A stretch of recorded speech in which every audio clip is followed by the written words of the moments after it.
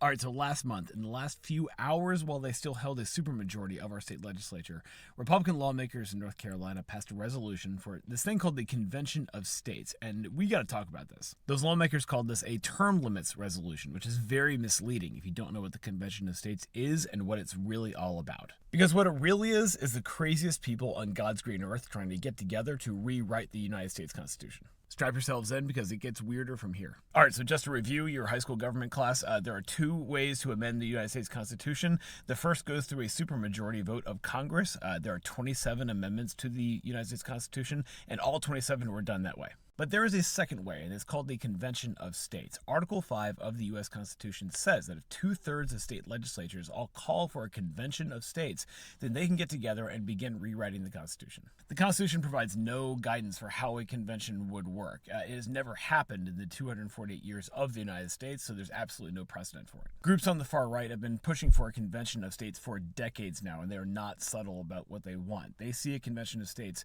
as the way to dismantle the federal government and to remake America as more like a confederation of independent states, which might sound familiar. The leaders of the groups behind this stuff have been very clear. They want to change the basic rights that U.S. citizens should have, from free speech and religious freedom to privacy to basic equality under the law. The problem is that stuff is super unpopular, so instead they're calling for a Convention of States based on term limits and a balanced budget amendment, which is also a terrible idea, but that's for a different video. But the sneaky trick here is that there's absolutely no mechanism for limiting the scope of a Convention of States. Once you call it, everything is up for grabs. So they just talk about the popular stuff and never about eliminating women's suffrage. Now, all this stuff is mostly just extremist far-right role play on the internet. It's extremely unlikely to ever actually happen. And ironically, that's probably why a lot of Republican lawmakers felt safe voting for it.